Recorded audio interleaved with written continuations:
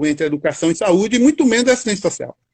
Né? Então, a questão é, aí, agora perguntando a senhora como profissional, né, como eu acabei de dizer, o que nós podemos pensar, ou pelo menos imaginar ou projetar, não sei, o que será essa educação pós-pandemia? Como as escolas precisarão, o que é o mínimo necessário para que as escolas possam pensar esse retorno? Eu falo de escola enquanto a unidade, né? Claro que aqui na nossa live tem pessoas ligadas à secretaria, né? Tem educadores, tem alunos, e aí a pergunta é assim, o que pensar, é possível projetar minimamente qual será esse nosso papel no pós-pandemia? Nós não sabemos as variáveis. Nós vamos voltar como? De que forma? Teremos uma vacina em massa? Não teremos? Todas as escolas vão voltar juntas? Vai ser gradual? São os menores pequenos? São os maiores depois? Então, é um cenário muito... não muito... assim, é muito no escuro nesse sentido. Mas mesmo assim, né? Mas mesmo assim, é possível pensar um mínimo para já projetarmos um possível retorno, professora?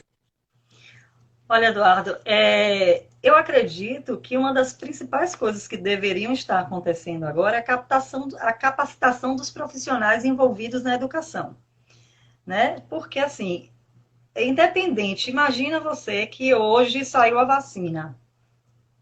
O mundo vai estar vacinado até dezembro de 2020? A Bahia vai estar vacinada, Salvador vai estar vacinada, Laura de Freitas vai estar vacinada, as pessoas que moram no interior vão estar vacinadas. A gente vai conseguir atingir todo mundo rapidinho. Então, assim, eu acredito que, primeiro, é uma coisa que já deveria estar sendo planejado, se não efetivada, é a capacitação dos profissionais de educação para conviver, de fato, com o vírus, num retorno. Segundo, o planejamento das escolas, que, assim, no meu ver, isso aí é uma resposta muito pessoal, né? Eu não... Claro que está embasada, de acordo com algumas pesquisas que eu tenho feito, as pessoas que eu tenho ouvido, mas é um sentimento meu, né? Que, no meu ver, não dá para pegar uma escola pública com 40 alunos, numa sala lá que mal tem uma janelinha, e simplesmente dizer, volta todo mundo, bota máscara que tá tudo certo. Então, a gente vai precisar ter novos hábitos, ter, de repente, criar um rodízio de alunos, usar a quadra, muitas vezes, da escola. E as escolas todas têm quadra, né? Usar as frentes, nas comunidades, as frentes das escolas. As frentes que eu digo ali, a rua mesmo, sabe? Porque às vezes tem uma escola que está num lugar que não passa muito carro, então a gente vai ter que, cada gestor vai ter que bolar e fazer esse planejamento de como voltar a conviver. Eu estava lendo um artigo da Fiocruz, né, ontem ou anteontem, que eles estão assim já prevendo ou preocupados com a possibilidade desse vírus se tornar uma endemia, né? O que é a diferença da pandemia para a endemia? Então, na pandemia, a gente tem um vírus infectando todo o mundo ao mesmo tempo, sem muito controle. Não é isso? Então, numa endemia, como no Brasil, a gente tem alguns vírus, algumas doenças infecciosas, né? Endêmicas, que são a dengue, por exemplo, que a gente convive com ela. A gente tem a malária, né, no Amazonas. A gente tem, inclusive, no mundo o HIV, que é um vírus que não deixou de existir. Mas aprendemos a viver com eles. Produzimos armas para estar lidando com eles. Armas de prevenção, né? A dengue é uma coisa que voltou muito forte junto com o Covid. Eu vi muitas pessoas reclamarem, vários bairros falarem. Então, mas a gente criou algumas regrinhas de higiene, algumas regrinhas básicas de limpeza, né, das caixas d'água, das plantas. A gente criou algumas formas de estar convivendo e diminuindo essa produção, né, esse nascimento dos pernilongos, dos mosquitos, do Aedes aegypti, né? Então, eles estão preocupados, que essa é uma doença, esse é um vírus que vai levar mais de 4, 5 anos para ser, de fato, completamente estudado e que pode se tornar uma doença endêmica. Mas aí a gente espera que a gente consiga aprender a conviver com ele sem esse número incrível de contágio, porque foi uma coisa que pegou todo mundo de surpresa, não?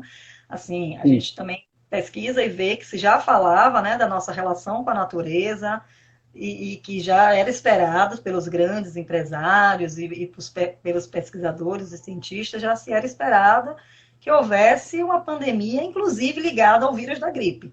Mas não se sabia qual seria esse vírus, que potência esse vírus teria e quando ele viria. Então, as pessoas continuavam vivendo, né, no seu modo capitalista mais acelerado possível e tendo essa relação muito injusta com o nosso planeta, né, a nossa casa, e que trouxe isso. Então, a gente espera agora que se comece a pensar em estratégias, né, estratégias de como voltar, porque é fato que a gente só vai poder voltar quando essa curva de crescimento, de infecção, estiver reduzida. Não tem como. Eu, como mãe, se disser assim, olha, as escolas se tornaram serviços essenciais. Eu, como mãe, não colocaria meus filhos amanhã na escola. Mas também, por outro lado, né, a gente pensa assim, esse país é muito... É uma coisa que eu ouvi alguém dizer e achei bem pertinente, é que essas estratégias elas têm que ser pensadas de forma regionais no Brasil, porque o Brasil é o quinto país, é o quinto maior país do mundo, né? Em termos de território. E é muito desigual. Então, se você vai lá para o Paraná, lá para Manaus, será que as pessoas têm as mesmas condições de vida, né? As mesmas condições de saneamento básico, gente? Se você vem aqui para Salvador, se você vai nas comunidades, aqui em Salvador não precisa nem ir na comunidade, eu moro em Itapuã. O prédio onde eu moro tem uma caixa reserva que, quando falta água, eu não tenho esse sofrimento, né? Pelo menos aí me dura 2 dias sem sofrer. Mas as pessoas todas, na sua maioria, não. Então, as pessoas passam 2, 3 dias sem ter água. Eu acredito que, assim, para a educação tem que existir um planejamento prévio e uma capacitação dos profissionais. E para as políticas públicas já começar a ser pensada as implementações de saneamento básico, que é o mínimo que as pessoas precisam. Gente, a primeira recomendação é lava as mãos. Não é isso? Então, as escolas públicas de Salvador, todas têm água para lavar a mão, recebem água, entendeu?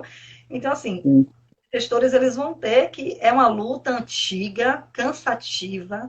Eu sei que tem muita gente que entrou em um momento de descrença, inclusive, com os gestores políticos, né, com os nossos governantes, mas não vai dar para simplesmente cruzar os braços. Nunca deu, e agora menos ainda. Né? E vai ser uma coisa de luta mesmo, e vai ter que ser planejado esse retorno de forma... E aí eu volto a dizer que esse é um pensamento meu, gradual, sim, em rodízio, e aí pensar como é que pode ter a higiene nas escolas, como é que pode ser feita a hora do intervalo para alimentação, quantas crianças vão poder ser alimentadas, em quais horários, em quais períodos. E isso vai... Ah, Daísa, mas olha, na nossa escola a gente só tem um número de funcionários X.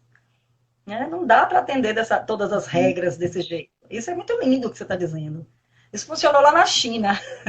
Então, aí é o que eu volto mais uma vez. Cada um vai ter que pensar suas estratégias dentro da sua realidade para minimizar os impactos de novos contágios quando houver o retorno.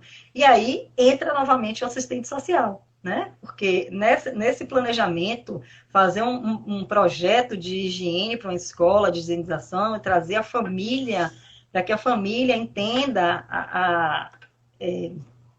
a importância da criança usar a máscara, da criança ter, se a família teve acesso a quantas máscaras cada um tem, a criança tem um kit, né, que ela possa usar durante a semana inteira, tá, e a semana inteira, num dia de aula, são no mínimo 4 horas, né, ali dentro. Então, quantas máscaras eu vou precisar em 4 horas? Quem vai fornecer isso? A família tem? Né? Então, assim, existe um trabalho a ser repensado mesmo. E a educação infantil, eu me sinto um pouco preocupada, porque a educação infantil, ela passa né? O aprendizado, ele passa por uma fase cronológica, geralmente, né? E tem essa fase que está passando.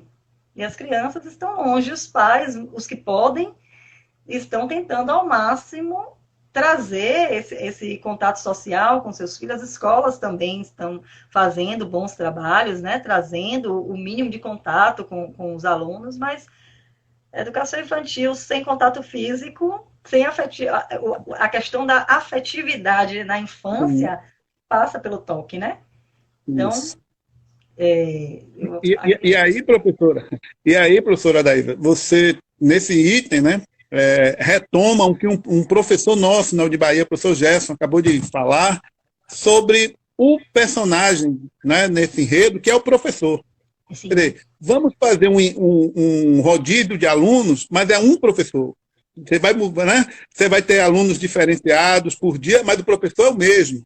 Ele vai estar exposto nesse sentido todos os dias, né? Em turmas diferentes, ele vai estar, professor do sexto ao nono, ele vai estar com horários em exposição permanente, o professor da educação infantil, como a senhora acabou de dizer, vai diminuir o número de alunos, pode até acontecer, mas o professor é o mesmo.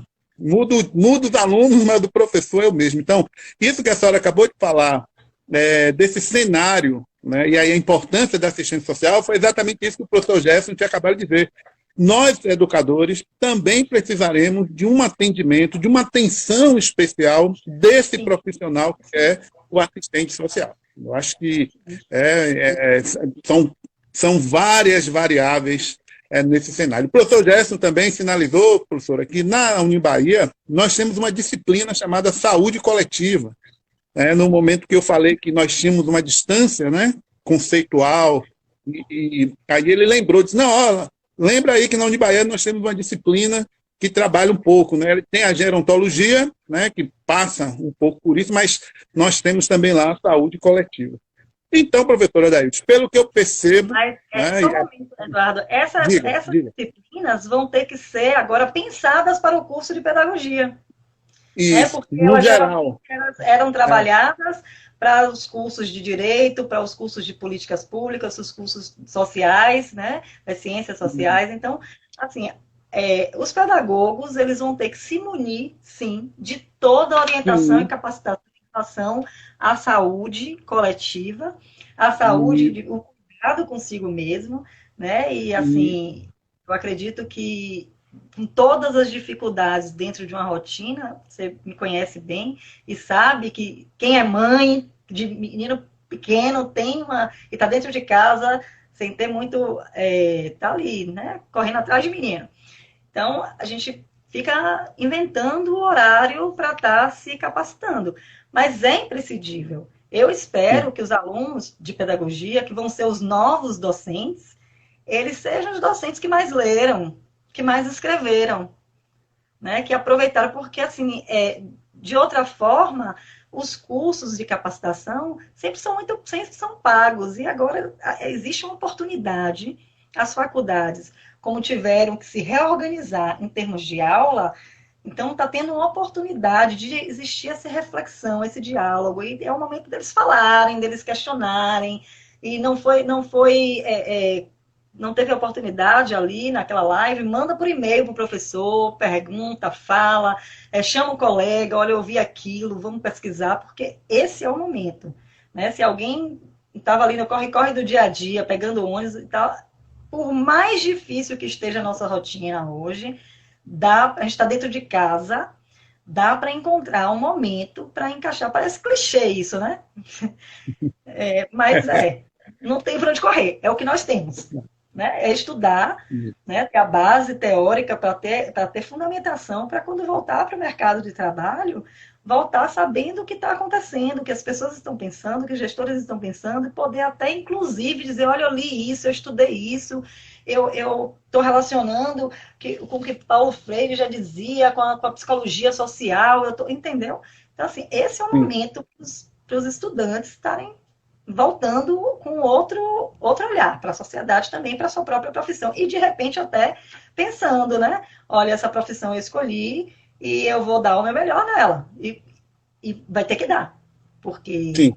estágio, vem aí atuação, então vai ter que dar, vai ter que estar ciente de tudo e vai ter que procurar ser o melhor mesmo, dentro das suas possibilidades, claro, né? Mas acredito que seja o melhor momento, sim, para estar se capacitando. Inclusive, professora, assim, inclusive do ponto de vista das suas produções, né? Os alunos que estão agora em sétimo, oitavo semestre, estão construindo os seus TCCs, vamos dizer assim. Quer dizer, esse momento que nós estamos vivendo, eu costumo dizer isso para as alunas também, são momentos únicos. Ninguém nunca viveu isso que nós estamos vivendo. Então, toda a literatura, vamos dizer assim, acadêmica, científica, produzida de março para trás, é uma coisa.